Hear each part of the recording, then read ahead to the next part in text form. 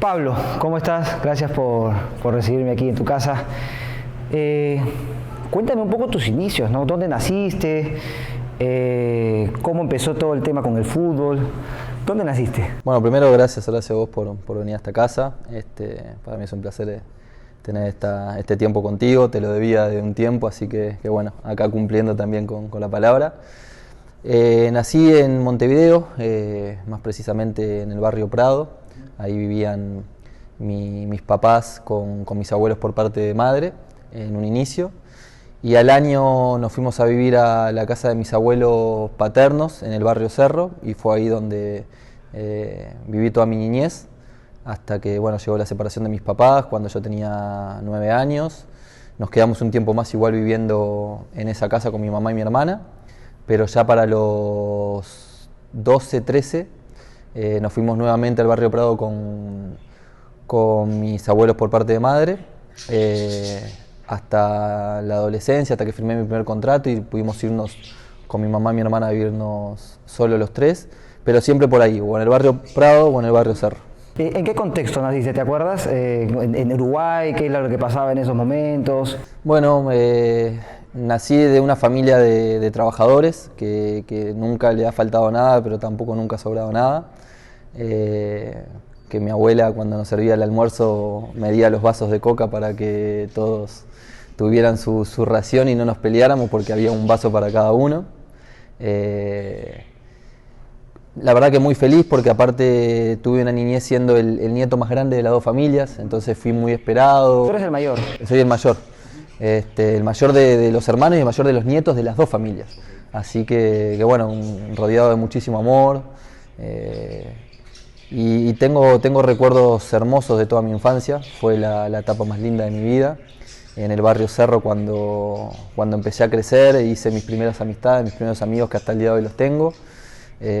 Pasaba todo el tiempo, como decimos nosotros, en el campito enfrente a mi casa jugando a pelota. ¿Estaba ahí nomás? Ahí. Sí, cruzando calle por calle, porque allá en Uruguay la mayoría de los barrios tienen muchas áreas verdes, y la donde yo vivía, en el barrio Cerro, que era un barrio formado por trabajadores, aún estaba en crecimiento, entonces las áreas verdes eran más abundantes, y pasábamos con mis amigos atrás de la pelota durante todo el día. A las 8 de la noche, cuando bajaba el sol, escuchaba el grito de mi abuelo, de mi papá o de mi mamá para que volviera, pero como te digo, fueron recuerdos de mucha felicidad, de momentos reales de compartir con mis amigos, los tiempos que añoro muchísimo también, así que no me puedo quejar.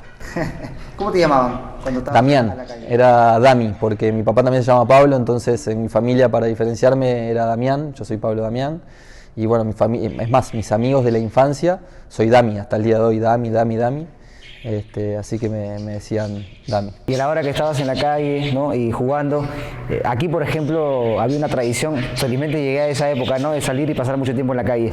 Te pegaba el silbido, ¿no? El hermano, o en este caso mi hermana, ¿no? ¿A ti te pegaban silbido o te llamaban de frente por el nombre? Sí, mi abuelo silbaba y el resto era gritos, era el nombre. No, porque aparte silbo muy mal, pero sí, en la memoria lo tengo clarito. Aparte, mi abuelo siempre fue un hombre muy temperamental, muy exigente, y cada vez que él llamaba había que estar ahí, porque si no seguramente habían problemas. ¿Te pasó que tener algún problema por no llegar a tiempo a casa? Sí, más de una vez, era bastante travieso. Pero siempre dentro de lo sano, Tuve la posibilidad de que en ese tiempo, como bien decías, el salir a la calle y estar con los amigos era algo sano, no habían drogas de por medio, no habían, otras circunstancias que hoy lamentablemente, cuando nuestros hijos salen a la calle, están mucho más propensos a convivir con esa situación. Qué linda época, ¿no? Como tú decías, mucho más real, mucho más de la vida, ¿no? Porque ahora te ibas al parque con los amigos solo y sabías que ibas a volver en determinado momento. Hoy no sabes si ibas a volver. Qué época tan dura, ¿no? En ese sentido. Sí, estamos viviendo una época muy difícil y una época de un gran reto para los que somos padres, los que venimos siendo padres ahora, porque no es sencillo hoy criar un hijo. Uno puede darle los mejores valores dentro de la casa, puede darle la mejor educación, pero como hablamos, cuando sale a la calle tiene que estar preparado para convivir con situaciones muy difíciles, muy complicadas, y tiene que tener la capacidad de decidir de la mejor manera. Antes nosotros, como no se presentaban esas situaciones, no necesitábamos tomar decisiones tan drásticas en nuestra vida. La decisión quizás más drástica era, ¿me quedo media hora más o me vuelvo al horario que me dijeron, por decirte algo? Pero bueno, es el momento que estamos viviendo, debemos responsabilizarnos de eso, intentar hacer nuestra mejor versión, nuestro mejor papel como padres y por sobre todas las cosas generar un vínculo de confianza con nuestros hijos, los cuales tengan la capacidad de que si en algún momento se equivocan, si en algún momento cometen algún error, tengan la posibilidad de decirnos para que lo podamos ayudar. Totalmente. ¿Siempre salías para jugar al fútbol o había otro juego? Jugaban mucho las cartas, allá se juega mucho al truco, jugamos a la dama, a las escondidas, bueno, los juegos típicos, sí, la mancha, la atrapada, no sé cómo se le llama acá. Pero chapada. Pero por lo general era el fútbol. La pelota desde que nací estaba al lado mío. Allá en Uruguay el niño uruguayo nace ya con una pelota al lado. Al ser tan poquitos no hay otros deportes que sean populares y lo único que existe es fútbol. Y bueno, siempre estaba en torno a la pelota, pero después también en reuniones más nocturnas donde venían mis amigos a mi casa, yo iba a su casa, eran juegos de cartas.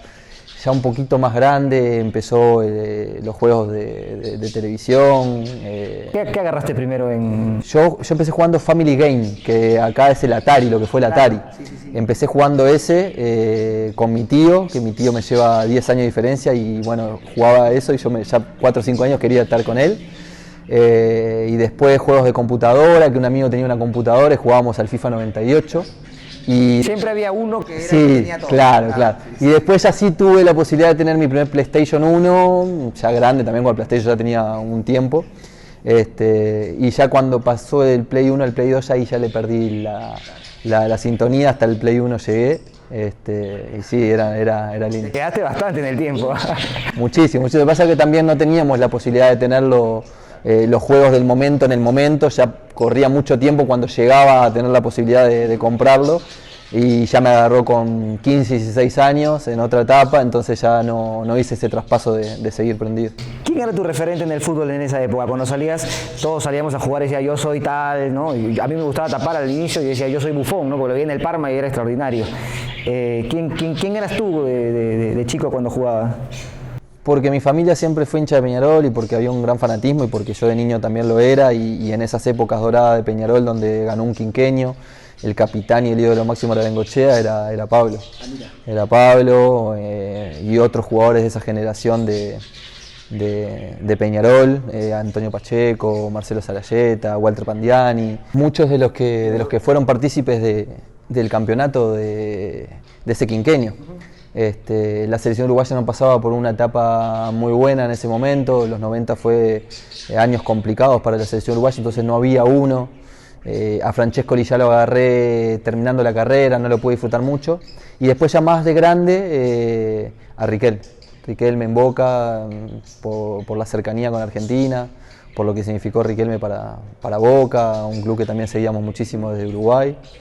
Y ellos fueron los primeros. Después ya, bueno, mirando Europa, Steven Gerrard, Thomas Rosicky del Arsenal, David Beckham, ese tipo de jugadores en los que me gustaba mirar y los que me veía reflejado. ¿Quién te llevó al estadio por primera vez? ¿Te acuerdas? Sí, mi padre. Aparte tengo de Peñarol, pero aparte tengo una familia de exfutbolistas. Mi abuelo fue arquero de selección uruguaya, arquero de Peñarol. Mi papá jugó en el profesionalismo, mi tío también. ¿En qué equipos? Mi papá jugó para Rampla, Central Español, Bellavista. Mi tío los mismos y además Wander, Huracán y algún otro equipo uruguayo. Imposible no ser futbolista. Claro, y eso te iba a decir, según me cuentan, con Díaz, mi tío atajaba un partido importante, creo que estaba atajando para Huracán y mi papá me llevó y entré a la cancha con Díaz. Así que bueno, mi vínculo al fútbol viene desde la panza. ¿Y cómo te iniciaste ya en el proceso de tratar de ver esto como una profesión? Allá el fútbol infantil es un fútbol súper organizado, el cual tiene ligas súper competitivas, clubes muy competitivos. y con 5 años ya inicia ese proceso, que es de baby fútbol se llama, que inicia a los 5 hasta los 12 años, son 8 años que dura el tiempo de baby fútbol, y yo jugaba en el campito, jugaba todo el tiempo, pero claro, no tenía la costumbre de tener un entrenador que me guiara en el entrenamiento, o tener que hacer algo que me dijeran. Yo quería ir a la cancha y hacer goles con mis amigos, pero no. Y me llevaron a un primer entrenamiento en un equipo del barrio, Covicenova, y me escapé, me fui. Estaba en el medio del entrenamiento y se ve que, no me recuerdo bien, pero me había asustado, o no me gustó, o que me mandaran, no sé qué, me escapé y me fui. Bueno, el rezongo de mi abuelo fue gigantesco, que me había llevado él. Y de ahí pasaron unos cuantos meses y como había tenido esa experiencia, como que no querían volver a insistirme, hasta que llegó un ex entrenador de mi papá del baby fútbol, de cuando mi padre era, para decirnos que por qué no lo llevaba al equipo donde él estaba ahora. El equipo era Cosmo Corintos, en el barrio Prado. Y no me preguntes cómo, pero desde el primer día que llegué, sentí que era mi lugar, mi casa. ¿Eres muy diferente a lo que habías pasado antes? Sí, era diferente, pero además, no sé, esas cosas de niño que uno a veces se siente cómodo en un lugar y en otro no, aunque quizá en uno sea mejor que el otro. Y yo desde que llegué al Cosmo sentí que era mi casa, sentí que era mi lugar. Pasé los 8 años de baby fútbol ahí, que es una cosa muy rara porque por lo general o los papás se mudan y tienen que llevar al hijo más cerca de la cancha o lo que fuese, pero pasara lo que pasara, yo me mantuve los 8 años. Recién en el 8º año logré ser campeón. Ajá. ¿Te ha costado ser campeón? Sí, pero lo disfruté muchísimo, hice grandes amigos, también hasta el día de hoy mantengo muchos de ellos. Fue súper grato el sábado recibir mensajes de muchos de esos amigos que hice en el baby fútbol, y parte de esa infancia linda que viví se lo debo también al club Cosmo Corinto y a toda la gente del club. ¿Siempre atacando? Sí, en ese momento se jugaba de 7 jugadores y yo era el más adelantado. Andaba corriendo por toda la cancha, claro, pero sí. Y siendo más chico, más aún, tenía mucho más vinculación con el gol, mucho más vinculación. Bueno, ahí después ya vienen los equipos profesionales a buscar los últimos 2 años de baby fútbol, quienes pueden llegar, y empieza la formación, allá empieza en 7ª división, y empecé a ir a Danubio, antes de ser 7ª inclusive. Íbamos los sábados de mañana, entrenaba toda la semana con el equipo de baby fútbol, competía por el equipo de baby fútbol, pero aparte entrenaba en Danubio. De lunes a viernes. Sí, o sea, eran 3 veces a la semana, seguras, y opcionalmente podías ir también los otros 2 días, y jugaba sábado o domingo. Y después aparte iba los sábados temprano a la academia de Danubio.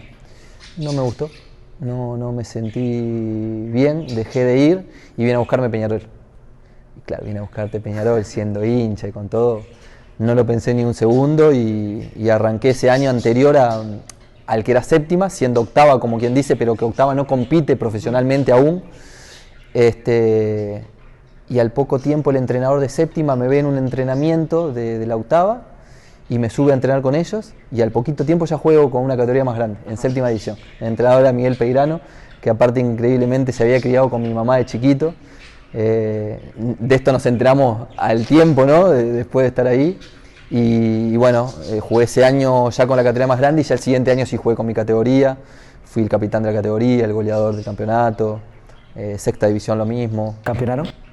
No campeoné nunca campeoné en las inferiores de Peñarol, nunca campeoné. Raro, ¿no? Porque en Peñarol... Sí, pero ¿qué pasa? Allá los equipos que trabajan bien o que trabajaban bien en ese momento eran Defensor y Danubio, y Danubio había armado un equipo, es más, para la sub-15, la selección sub-15, Danubio lleva 12 jugadores. O sea, llevó un suplente. Imagínate el nivel que tenía. Danubio le hacía 12, 14 goles a todos los equipos. A nosotros nos ganaba 2-0, 2-1 peleado, pero nos ganaba también. Ese año Pastorini y Santiago Silva jugaban en esa categoría, los 2 de Danubio. Hicieron 40 goles cada uno. Fue una locura, ganaron como por 30 puntos de diferencia. Y la 6ª división lo mismo. Y después en 5ª división, cuando se juntan 2 categorías, se junta la generación más grande con la tuya, ahí fue un poquito más parejo, pero igual no logro ser campeón, y ahí enseguida ya salto a primera, empiezo a entrar con primera, firmo contrato. A los 17 me mandan a un equipo de primera, que se llama Tacuarembó, que es en el interior de Uruguay, y ahí debuto en primera, y bueno, el tiempo de inferiores fue corto para lo que es normalmente y no tuve la posibilidad de ser campeón. ¿Qué hacías a la par de entrenar, de formarte como futbolista? Iba al liceo, hacía la secundaria, siempre fui muy buen alumno, como hasta tercero de secundaria. ¿Hasta tercero de secundaria? Sí, lo que pasa que cuando ya empecé a rozar con el profesionalismo del fútbol, un poco por error propio, un poco por tiempos y disposiciones de entrenamientos, de viajes, porque ya empezamos a viajar con la selección, empezamos a jugar sudamericanos, torneos internacionales. Como que el cuarto año no le puse lo mejor, inclusive llevé muchas materias a exámenes, así todo lo pude terminar. Y en el quinto año sí, ya no estaba, ya estaba en primera división, se me hizo muy difícil, lo inicié, quedaron materias para atrás y bueno, nunca lo pude terminar, me quedan 3-4 materias. No escuché Moana, ¿no? No, por supuesto que no, No, y la verdad que recomiendo a cualquier jugador que esté en la situación que esté, que intente hacerlo de alguna forma, porque es importantísimo. El maestro Tavares, cuando nosotros estábamos en el proceso Sub-17, nos obligaba a llevar los carnés y mostrar las notas, nos ponían una van que nos llevaba del entrenamiento a cada liceo donde entrenáramos, y bueno, y él creo que fue el forjador de generaciones muy importantes que vinieron después, que fueron futbolistas más preparados integralmente. Se notan en la forma en que se manejan, en el profesionalismo, en cómo se expresan frente a la prensa, y creo que el maestro Tavares en eso ha sido importantísimo, en eso y en muchísimas cosas más. Pero técnico para Uruguay. Totalmente. Yo hasta hoy recuerdo enseñanzas de él, mensajes de él que en el momento no los entendía, que hoy de grande me doy cuenta y era impresionante. Nosotros siendo sub-15, él, por ejemplo, cuando nosotros éramos sub-15, él ya era entrenador de la mayor, venía a todos los entrenamientos nuestros, estaba en todos los entrenamientos y nos hizo hacer un taller con un periodista para cómo expresarnos ante las cámaras, no tener muletillas, tratar de no repetir palabras, la educación de cómo comer, de cómo sentarse en la mesa, de cómo pararse a servirse, de dar las gracias en todo, de hasta que no come el último se levanta, cosas así sencillas, pero que obviamente en aquel momento no me las di cuenta, las iba aprendiendo y hoy me doy cuenta que fueron fundamentales, más allá de lo futbolístico. Como persona te hacía crecer un montón, te mejoraba un montón y la verdad que más allá, y lamento no haberlo en ese momento, y me hubiese gustado en algún momento decírselo, no haber podido recepcionar sus enseñanzas en ese momento y poderlas volcarlas en ese momento. Hoy con el tiempo le agradezco porque muchas de sus enseñanzas las puedo plasmar hoy en mi vida y el maestro ha sido él y todo su cuerpo técnico, personas que me dejaron muchísimo. Cuando llegaste a la sub-15, ¿cierto?, de la selección uruguaya, ¿la dirigía quién? La dirigía en aquel momento el Indio Molina y Bebe Castelnoble. El Bebe Castelnoble era el responsable principal de la categoría, una persona mayor ya que había dirigido muchos equipos, había jugado también por muchos equipos. Y el ayudante era el Indio Molina, eran ellos dos los entrenadores. ¿Le puede llegar a pasar a un chico que llega a una selección sub-15 pensar que ya está, que ya su proceso es demasiado bueno como para creer que va a llegar y trascender en todos los años que vienen? A mí no me pasó en el sub-15, pero para el sub-17 sí ya. Lamentablemente ahí cometí mi primer gran error de la carrera. Yo soy capitán de esa selección sub-15 en el Sudamericano. 2005, Bolivia, en Santa Cruz. En Peñarol era el capitán de mis categorías y todo indicaba que mi carrera iba a ser próspera. Todos esperaban que fuera vendido a Europa próximamente y cuando firmo mi primer contrato profesional a los 17, siento que creí que ya estaba. Que ahora lo único que necesitaba era que el tiempo corriera para que se dieran las cosas naturales. Dejé de trabajar y esforzarme como lo había hecho hasta ese momento para conseguir esa posibilidad y bueno, el fútbol en muy poco tiempo me golpeó muy fuerte, demostrándome que no era así, que lo fácil era llegar en realidad y que lo difícil le venía ahora, venía en el momento que había llegado a mantenerme y poder superarme, porque aparte siendo muy joven competís contra gente de experiencia y no alcanza con las cualidades que tengas. Bueno, ese fue el primer gran golpe de realidad que tuve en el fútbol. ¿Te lo hizo saber alguien o te diste cuenta? Sí, me lo hacían saber, pero no quería darme cuenta. Tuve varias personas que quizás no de la manera quizás correcta, pero me lo querían hacer ver. Mi padre fue uno de ellos, quizás sí el que más se acercaba y me lo decía más o de mejor manera, pero después tuve un coordinador en Peñarol que me dijo un día, así lentito y gordo no vas a jugar a ningún lado. ¿Y estabas gordo? Es que no estaba gordo, pero ¿qué pasaba? Que él ya venía con la idea de hacer el cambio del futbolista de antes, del que comía un asado, del que yo tuve en una concentración en un equipo donde en la cena previa al partido se tomaba vino tinto. ¿Me explico? Y yo pasaba de eso al profesionalismo que ya querían traer desde Europa, desde los jugadores con buena alimentación. Entonces estaba en ese proceso. No era lo que él quería y la imagen que él tenía de futbolista top de elite, porque claro, venía con otras enseñanzas. Y sí, de repente me había conformado con mis capacidades técnicas, como jugaba de enganche y era buen lanzador, moverme en esos espacios, lanzar, llegar al gol, me alcanzaba y me sobraba, pero claro, ella veía que con eso no me iba a alcanzar para la otra parte. ¿Y cuándo fue el cambio? Cuando me choqué contra la pared. Cuando después del primer año que Peñarol me da préstamo, vuelvo a Peñarol y me dicen que no me van a tener en cuenta en primera. ¿Y jugar a dónde? El primer año me voy a Tacuarembó. Ahí juego, debuto, hago goles, me va bastante bien porque compito bastante, pero como te digo, no trabajaba como tenía que trabajar, ya me había relajado. Perdóname que te corte, para seguir con el hilo de la historia. Dijiste, me dejé de esforzar, no trabajaba como debía. Cuéntame un poquito más de eso. O sea, ¿qué tenías que hacer que no hacías? ¿Qué dejabas de hacer que ahora crees que hubiese sido mucho más importante? Y entrenaba solo las 2 horas que tocaba en el club, haciendo el esfuerzo necesario como para cumplir. Cumplir.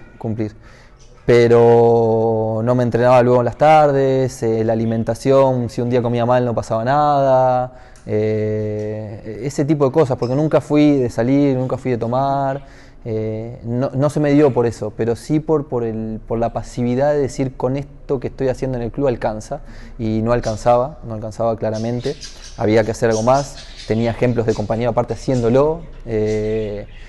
Tenía un compañero de 40 años que no tenía una gota de grasa, el tipo se sentaba a comer y medía lo que comía, yo lo miraba y pensaba, ¿qué está haciendo el loco este?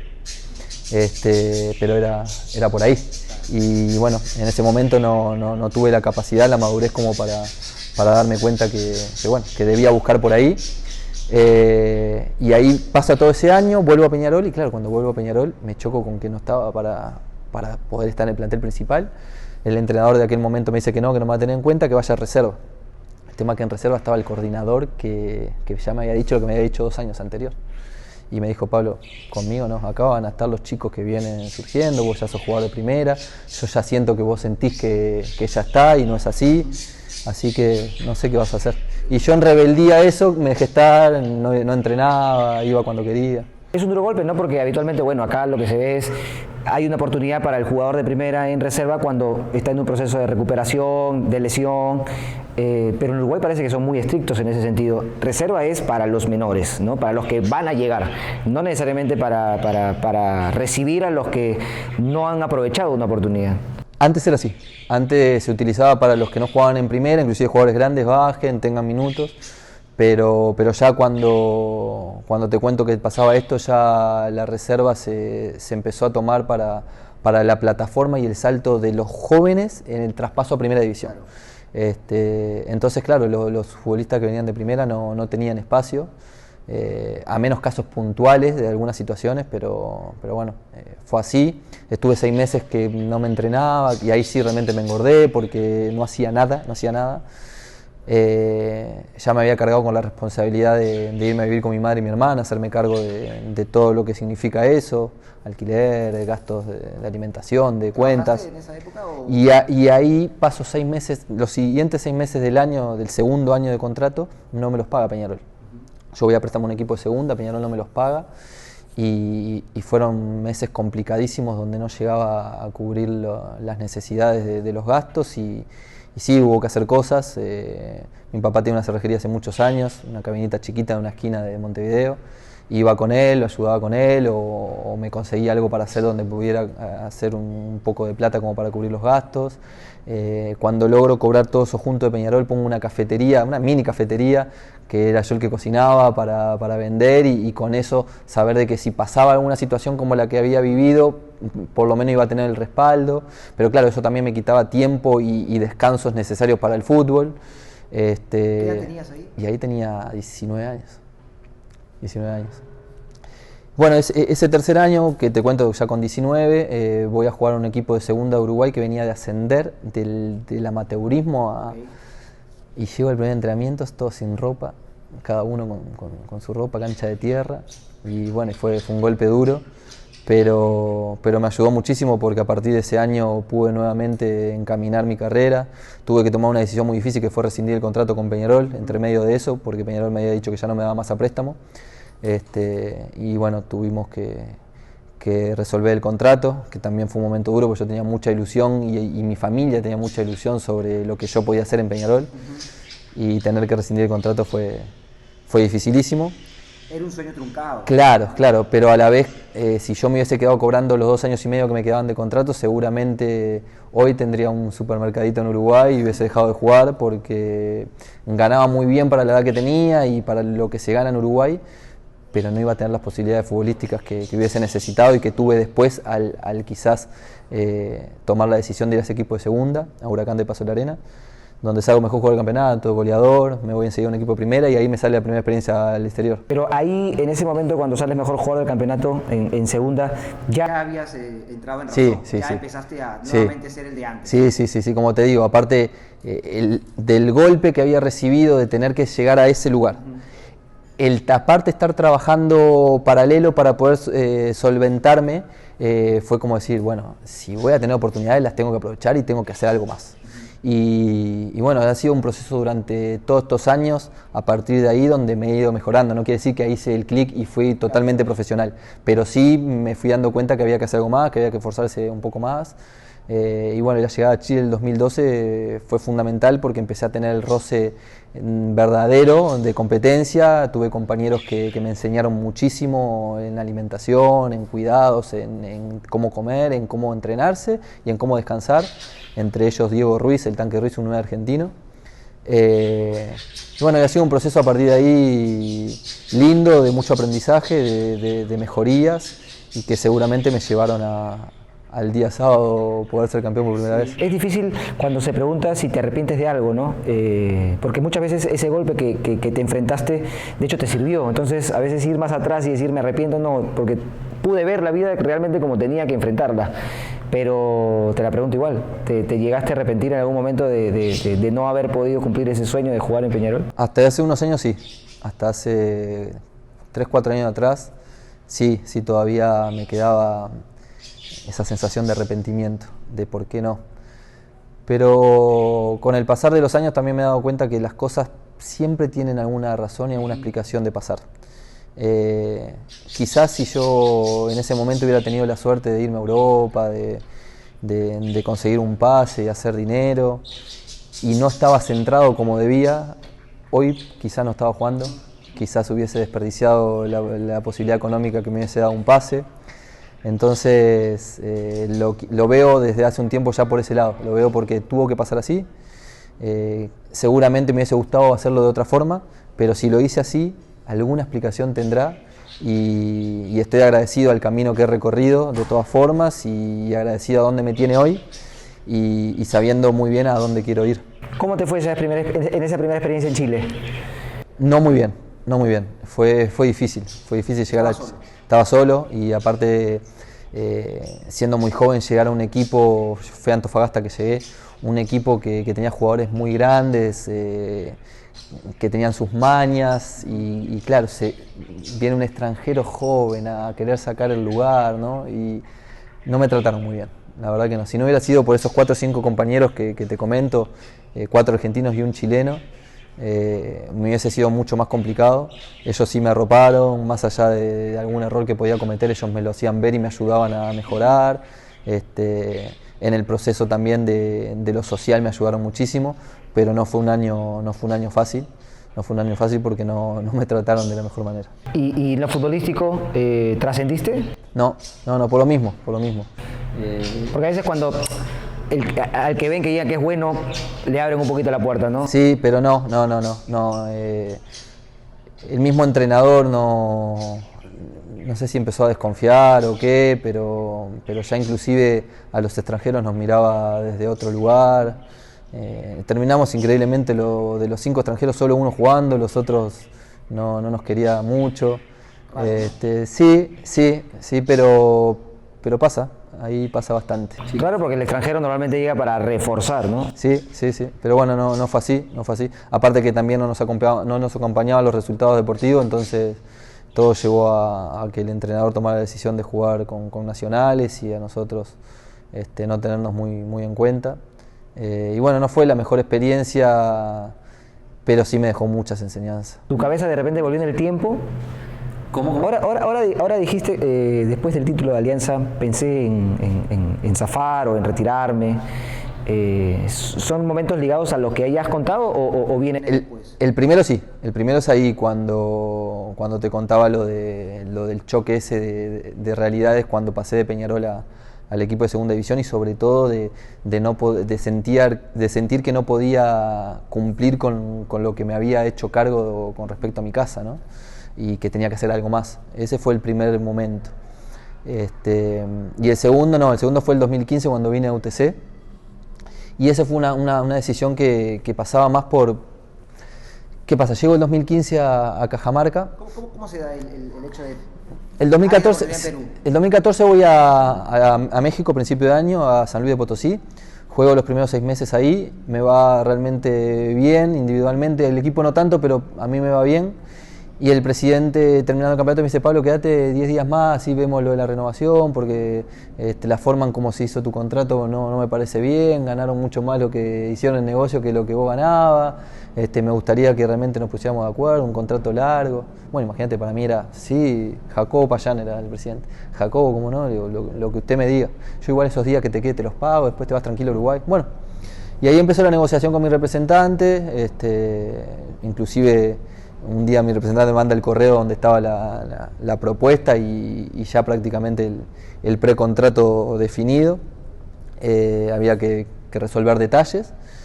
Y bueno, venía todo viento en popa. Y cerrando la segunda semana que yo ya estaba allá, de vacaciones, sale en Twitter que el presidente vendía el club. ¿Viste? Y yo me levanto a la mañana, leo el Twitter y digo: ¿cómo vende el club este hombre? Si... Le mando el captura de pantalla a mi representante que estaba en Uruguay y digo: mirá, siempre negativo, siempre pensando lo malo, si ya nos mandó el contrato, si ya está todo, quédate tranquilo, Pablo, que va a estar todo bien, claro.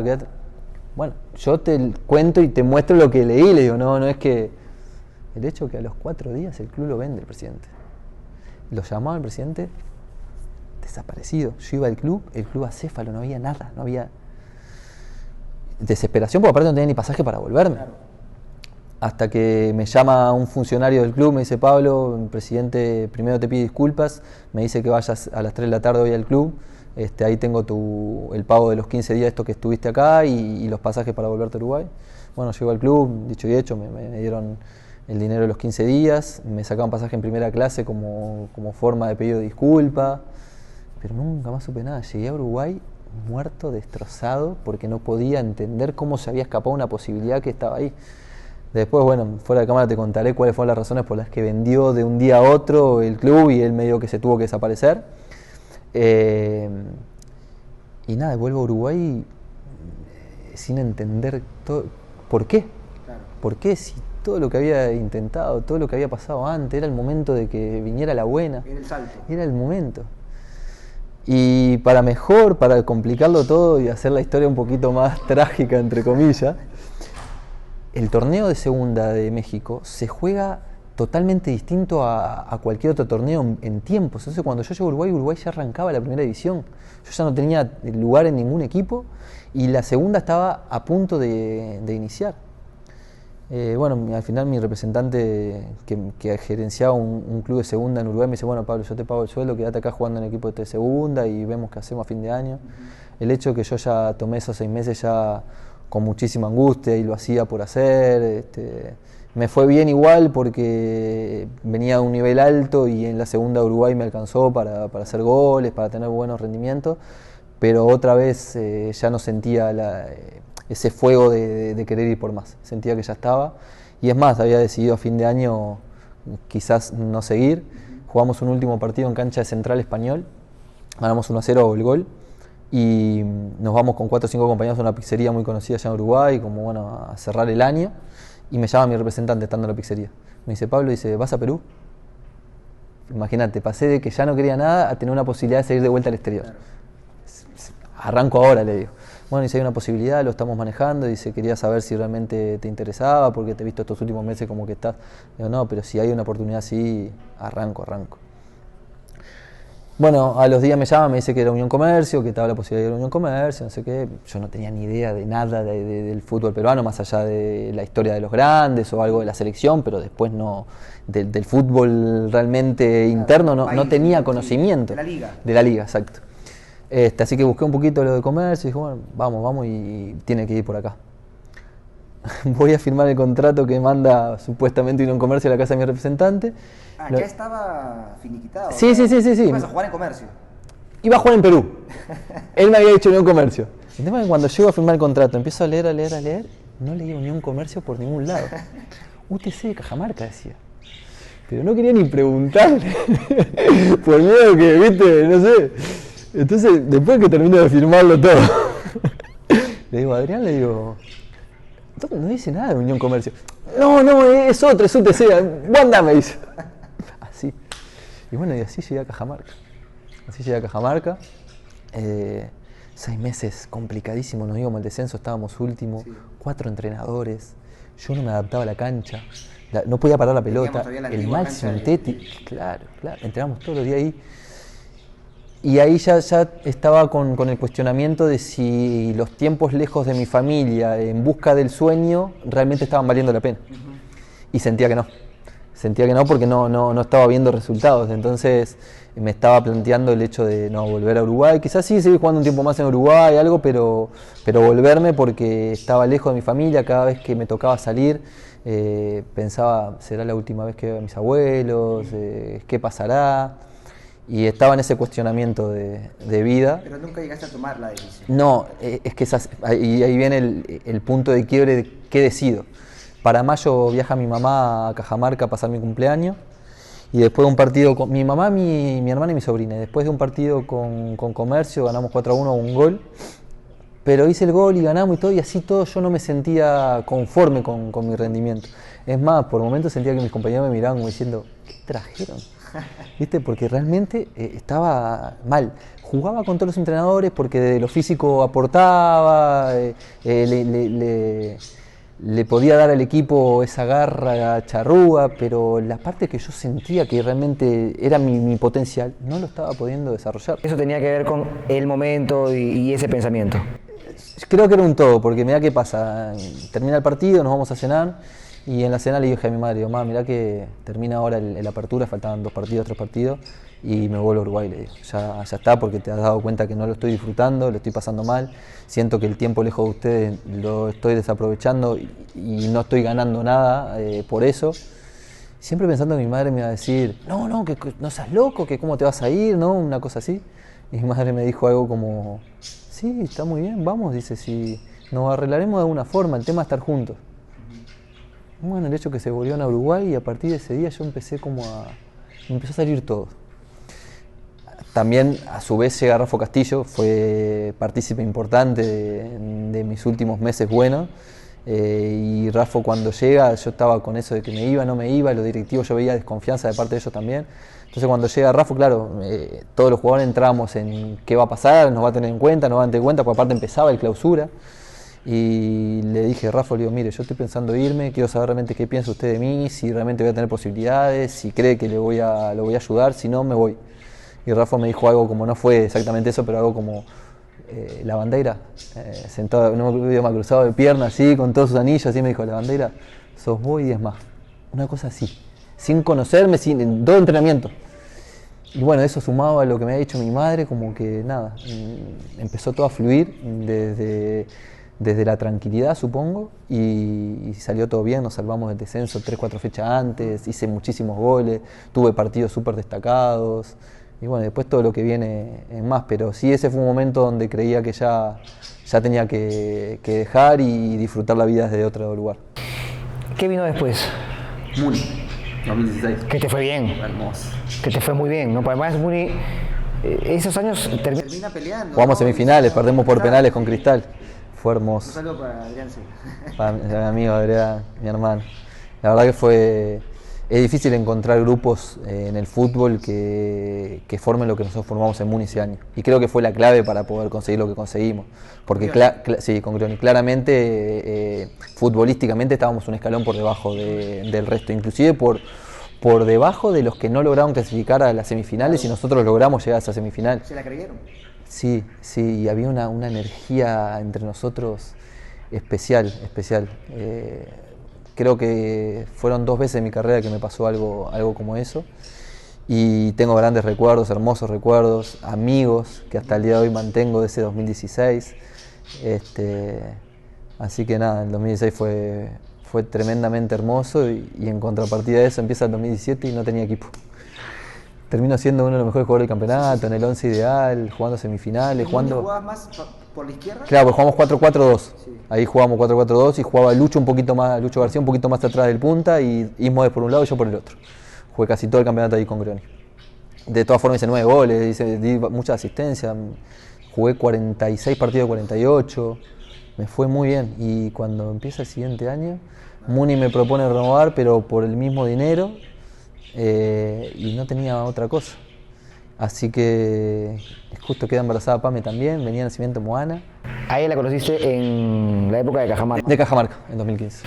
Sí. ¿Qué tan importante fue dentro de esos pensamientos, ¿no? de los que hablábamos, de querer volver a Uruguay? Mucho, sobre todo, lo que pasa es que yo la conozco después de esa etapa donde yo tomo la decisión de quedarme, ya con Rafa. Y Pame desde un inicio me apoyó muchísimo, me ayudó muchísimo y era mi compañera en esos tiempos donde yo estaba solo en Cajamarca. Recién como saliente, pero igual estaba ahí como apoyo.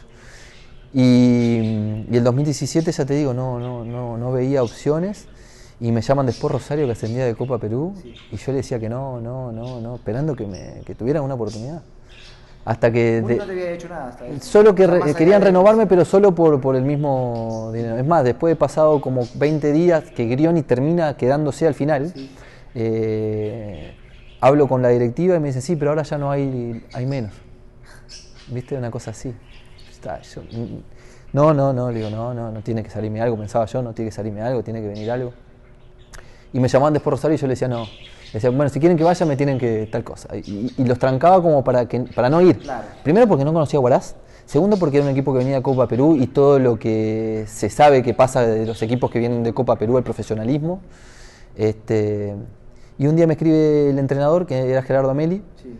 Y me manda un mensaje y me pone, Pablo, mucho gusto, soy Ameli, nuevo entrenador de Sport Rosario, sé que hay una posibilidad de que venga, los directivos están interesados y quería que supieras que también de la parte deportiva también estamos interesados, nos gustaría contar contigo.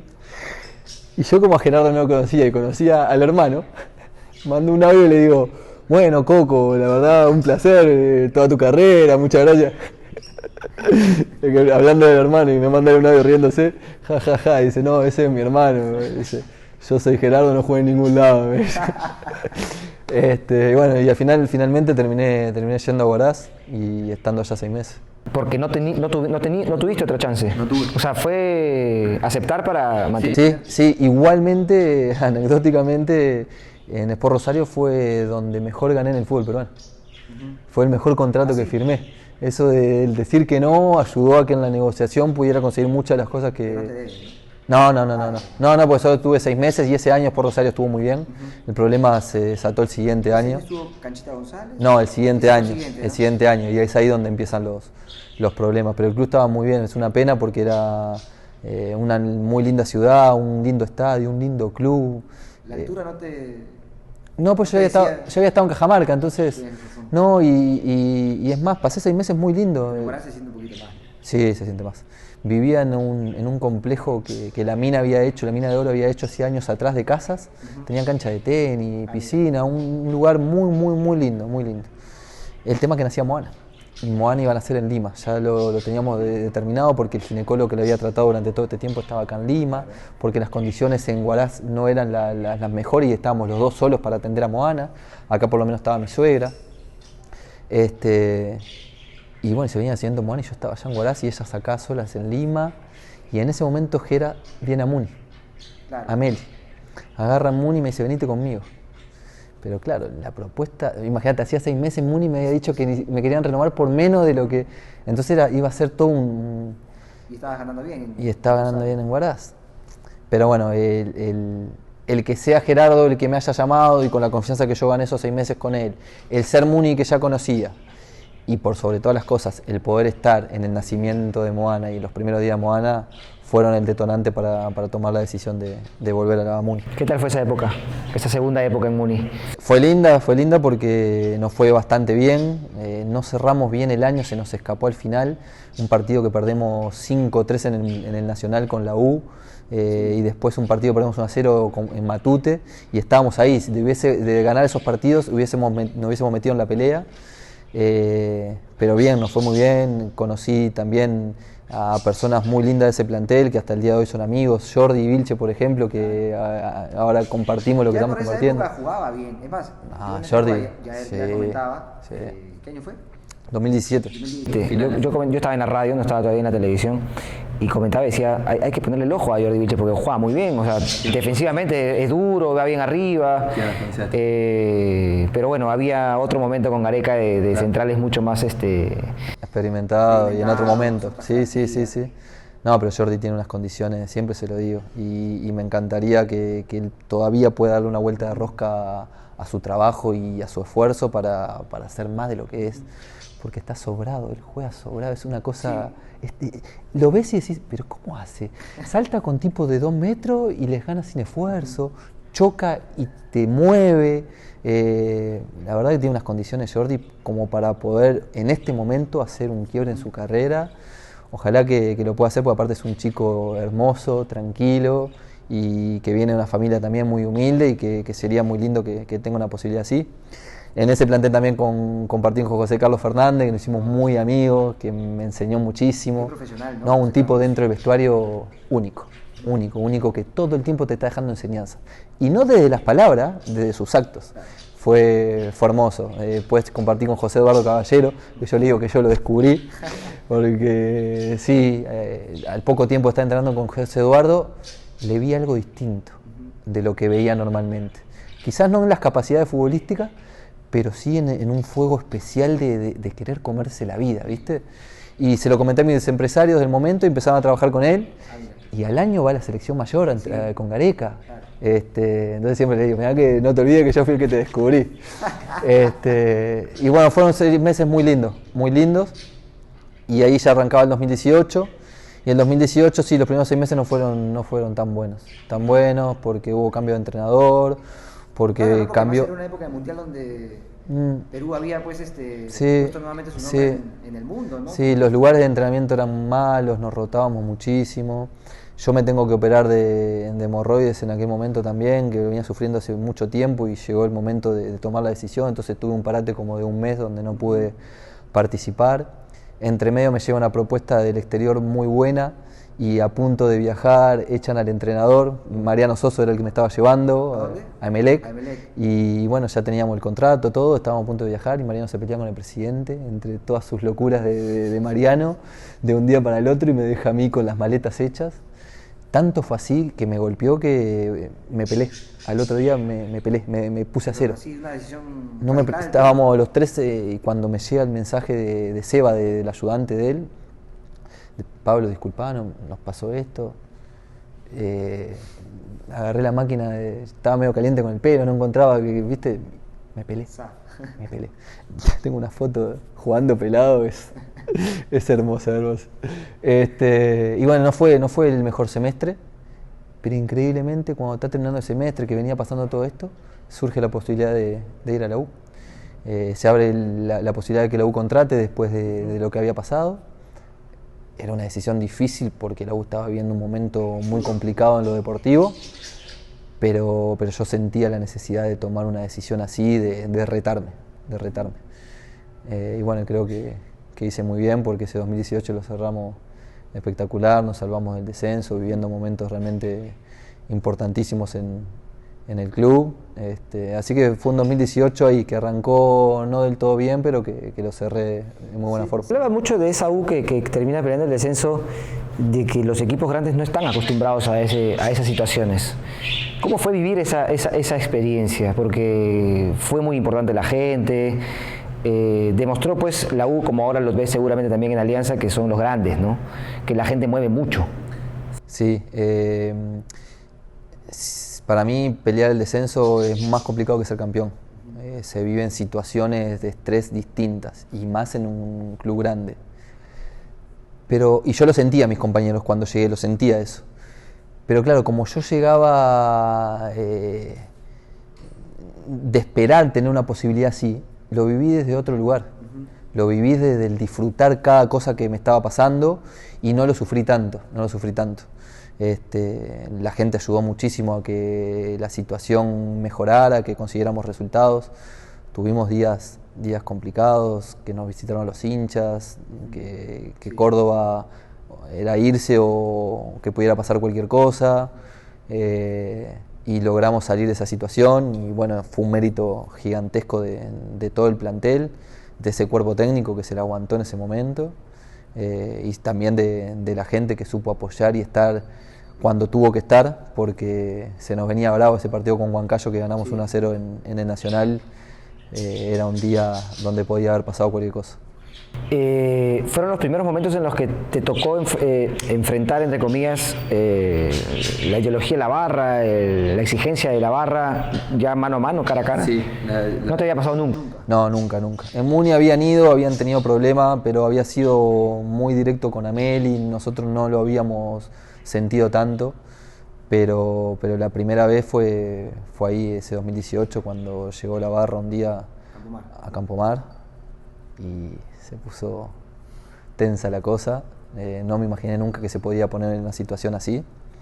Pero bueno, por suerte. ¿Qué genera a ustedes?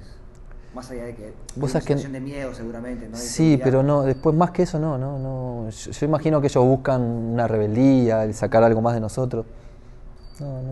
No, porque nosotros sabemos lo que estamos viviendo. Por lo menos ese plantel. Capaz que en otra situación, otros planteles, o capaz que sí. Pero nosotros estábamos muy comprometidos con la causa, muy comprometidos. No necesitábamos de eso para saber lo que nos estábamos jugando y lo que teníamos que hacer. Entonces no creo que haya generado un gran impacto, más allá de ese momento de temor que pasábamos, ese momento de miedo y de saber que con Huancayo era vida o muerte, entre comillas, porque... ¿Gol de penal? ¿Cómo? ¿Gol de penal? No, tiro libre de Gerson Vázquez, pegan en travesaño y Germán se tira de palomita sí. y hace gol de cabeza. Fue indispensable, ¿no? De Denis para los goles. Sí, Germán le hizo mucho bien a Universitario. Si hubiese quedado, le hubiese hecho mucho bien al fútbol peruano, porque al igual que Hernán, tienen una carrera extraordinaria, pero aparte tienen una capacidad de llegar al compañero, de demostrar profesionalismo con sus actos, de jerarquía, y es hermoso que lleguen jugadores así a la liga peruana porque la agranda, la enaltece, más allá de que muchos digan que son los últimos años, que llegan para retirarse. Yo te aseguro que Germán y Hernán están en momentos muy buenos. Germán se acaba de retirar ahora y fue a Italia a jugar. No es que de Universitario se fue a jugar, no, se fue a Italia y siguió haciendo goles y ascendió a la Regina. Entonces no es que Germán vino en un momento malo de su carrera o final, no, al contrario. Y realmente, bueno, dentro de la cancha aportó cosas indispensables para que nos pudiéramos... ¿Desde la U? Y bueno, de ahí después de la U, el 2019 termina el año, yo había iniciado los trámites para nacionalizarme. Cuando no se da la continuidad, empiezo a ver opciones acá y no encontraba una que me sedujera, que dijera, bueno, es por acá, y sale la posibilidad de ir a Audax de Chile. ¿Tenías? Sí, habían unos cuantos clubes que me habían llamado, pero ninguno que realmente me sedujera la propuesta deportiva por sobre todas las cosas. Más que nada porque no eran entrenadores. A mí me gusta que el entrenador sea quien te quiera, ¿me explico? Y no eran desde el club. Y la oportunidad de Chile se da porque el profe de Córdoba empieza a trabajar con Francisco Meneghini, que era el técnico de Audax. Nicolás Córdoba. Y Gonzalo, el PF, me llama y me dice: Pablo, ¿te interesa? Porque Paqui, que Meneghini, está buscando un jugador con tus características, pero para jugar de extremo.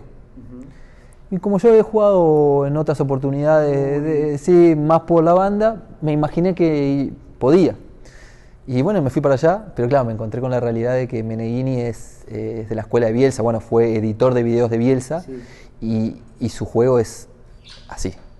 Los extremos juegan pegados a la banda, los interiores rompen todo el tiempo hacia adelante y participan poco del juego, se sale siempre jugando de abajo, y empecé a no... Es un fútbol más mecanizado, ¿no? Demasiado, siento yo demasiado, con mucha capacidad de análisis, con mucha capacidad de trabajo, pero que le quita en ese mecanismo la posibilidad del futbolista de tomar decisiones propias, que sobre todo en Sudamérica aún hace que sea distinto, y esa elección del futbolista dentro de la cancha lo hace ver distinto al jugador europeo.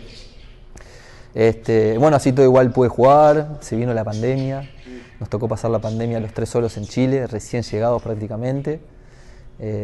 Pero fueron meses lindos, más allá de todo el miedo que generó la pandemia. Nosotros nos contagiamos casi enseguida en junio, solos allá, sin tener médicos que nos pudieran visitar, días de incertidumbre, de levantarnos y cómo seguís, y cómo estás, y qué iba a pasar. ¿Te pegó fuerte o...? A mi esposa un poco más, a mi esposa con una infección más importante a nivel de vías respiratorias bajas, pero sobre todo altas.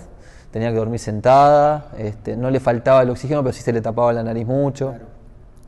Y nada, y después de que pasamos, como que nos tranquilizamos, saber que ya no habíamos contagiado, y utilizamos la pandemia para disfrutar de tiempo juntos, de hacer cosas que no hacíamos, dentro de la casa, pero de estar todo el tiempo cocinando juntos, inventando recetas, jugando con Moana.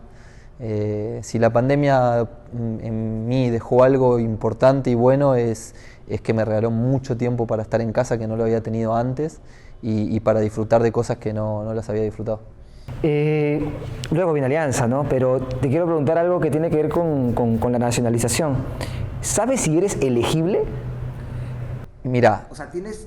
no te voy a mentir, he averiguado, he estado tratando de... Lo que uno ve a través del reglamento FIFA, ¿no? Que habla, si llegaste, ¿tú cuándo llegaste a Cajam? 2015, enero. ¿Será el inicio seguramente? O... Sí, primeros días de enero, 8 o 9 de enero. FIFA, si tú llegaste el 3 de enero, dice que tienes que ir el 3 de 2020. O sea, no son 5 temporadas, sino 5 años en el país. Pero también la regla dice 5 años en el país, pero en ningún momento dice continuos. Fíjate. Puedes salir, sí, de vacaciones y volver, pero tienes que volver. Está bien, pero yo en definitiva, cuando salgo a Chile, el 2020, yo ya era residente definitivo, yo ya había pasado mi calidad de residente definitivo. Por eso es que logro nacionalizarme volviendo. No, se cortó el trámite de nacionalización, pero yo ya pasé a ser residente definitivo. Entonces, ese tiempo que yo salí a Chile, y más por pandemia, quedó como unas vacaciones que no pude regresar. No sé si me explico. Okay. ¿Por la pandemia? Por pandemia, exactamente, y por ya haber cambiado mi calidad migratoria a residente definitivo del Perú. Entonces, claro, es una ley, una regla que da la interpretación y que va a depender de que digan, no, efectivamente sí o efectivamente no. ¿Elegible o no? Claro, porque también, ¿cuántos días de vacaciones puede salir? No dice la regla. ¿Me explico? ¿Cuántas veces durante esos 5 años puede salir de vacaciones? Porque no creo que ningún futbolista esté 5 años continuos sin salir un momento de... No, imposible. Exacto. Entonces, por eso. País, sí. Entonces, entiendo que sí, que debería ser elegible si es que se utiliza la regla a favor de lo que estamos conversando, ¿no? Pero bueno, ya es algo que no escapa de mis posibilidades, solo he leído la regla y habrá que ver si existe alguna posibilidad algún día de ser convocado o ver si realmente FIFA lo autoriza. ¿Te interesa? Sí, me ilusiona mucho. ¿Sí? Me ilusiona y lo he declarado y el título es Pablo se ilusiona o quiere jugar en la selección. Pero antes de todo eso digo otras cosas que para mí son las importantes y es que yo le tengo mucho respeto al futbolista peruano y al futbolista de la selección peruana y a esta generación que nos llevó a un mundial después de muchos años, que casi nos lleva a otro mundial con lo difícil que es, más allá de que la forma, cómo se escapó, quizás la gente lo cuestione, pero nos pusieron ahí de vuelta. Vienen de hacer 3 Copas Américas excepcionales, jugadores jugando en ligas importantes, con niveles altísimos. Entonces, primero yo respeto todo eso y sé que de tener una posibilidad debo trabajar muchísimo más aún, pero sí me ilusiona, después de decir eso, digo que sí me ilusiona, que trabajaré pensando en que soy elegible y que si me llega la oportunidad espero estar preparado al máximo. Y por qué no devolverle a Perú, que me ha dado tanto en estos años, un poquito de todo lo que me dio defendiéndolo dentro de una cancha. ¿Quién te gusta de la selección? ¿Cómo? ¿Quién te gusta de la selección? Me gustan varios. El Cholo, ¿no? Lo que hizo. Una locura. No, me gustan varios. Cristian, por supuesto. Cristian es extraordinario. Pero me gusta mucho Galese, me gusta el profesionalismo, la dedicación y la forma que vive el fútbol Oreja. Me encanta Canchita. Pasa que al nombrarte algunos, seguramente no nombra a otro y pensaré que no, pero no es así. El primer jugador de esta camada que a mí me impactó, sacando Guerrero, todo lo que es Guerrero, ¿no? Y Farfán, Yotún. Yotún de una capacidad de lectura de juego y una tranquilidad para jugar que no se le ha visto a otros volantes en esa posición. Y después creo que hay muchos chicos con muchas, no solo ganas de hacer cosas bien y con capacidades natas, sino trabajando mucho para poder estar a la altura. Sí. Y creo que ahí debe estar el gran cambio y ahí hay que apuntar, a saber que no alcanza con las condiciones naturales, que hay que hacer algo más, y estoy viendo a muchos chicos haciendo cosas extras para cuando les toque la oportunidad estar a nivel. Alianza, para acabar y culminar la historia. ¿Pensabas que te llamaba Alianza, que volvías al Perú después de Chile? Es que en realidad vuelvo a Ayacucho. Yo vuelvo a Ayacucho el año anterior a Alianza y bueno, se juega todo acá en Lima, también un año muy bueno. Si fuese en Lima, Sí. No, es que en realidad no se sabía. Yo estuve 50 días en Ayacucho, más, haciendo pretemporada, y no se sabía dónde se jugaba. Claro, pero más o menos que la idea era, se va a terminar jugando en Lima. Pero bueno, todo podía pasar, como ya sabés acá, todo puede pasar. Entonces, es más, nosotros no pudimos jugar Sudamericana acá, por ejemplo. Tuvimos que ir a jugar a Quito. Entonces, bueno, había mucha incertidumbre, pero sí quería volver. Y me fue muy bien. Hicimos un gran grupo, un gran entrenador como es Walter Fiori, un tipo muy cercano al futbolista. Igual Dani, el profe, sus ayudantes, claro, con Ameli, sí, Walter lo conocía. El viejo es crack, es un tipazo. Y nos fue muy bien, clasificamos nuevamente a Copa, en lo personal también me fue muy bien. Y cuando terminé el año sentí que por lo que había hecho estaba en condiciones de tener una oportunidad importante nuevamente en un grande. Pero claro, por el pasado en universitario sabía que en Alianza quizás no iban a haber tantas posibilidades. Así que me fui de vacaciones, me fui a pescar a Uruguay como me gusta, estar con mi familia. Y un día me llamó mi representante y me dijo, ¿vas a Alianza? Claro, sí, déjame que hable, a ver, Alianza, Pablo, ¿te parece? Yo te pregunto, ¿vas a Alianza o no?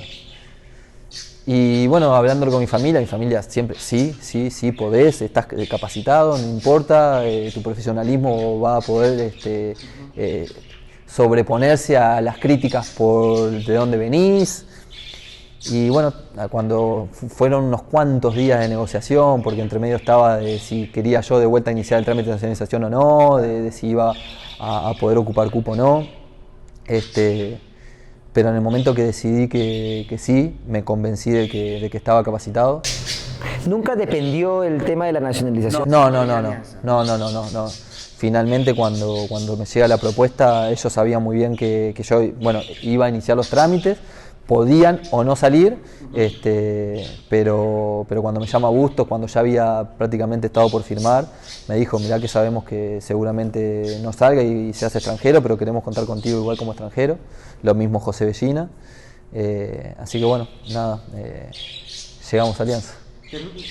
Es raro tu caso porque habitualmente el pasado de un grande y el presente en el otro genera pues un impacto mucho más negativo, ¿no? Pero en tu caso creo que lo has sabido llevar, o sea, no te odia la gente de la U, te respeta por lo que pasó además en aquel año que fue durísimo de pelear el descenso, y hoy en Alianza tampoco te hablan mucho de ese pasado, ¿no? Ya entendieron que tenemos a un profesional que jugó en determinado equipo, que hoy juega en el nuestro y que nos ha dado una alegría, ¿no? Que es ser campeón.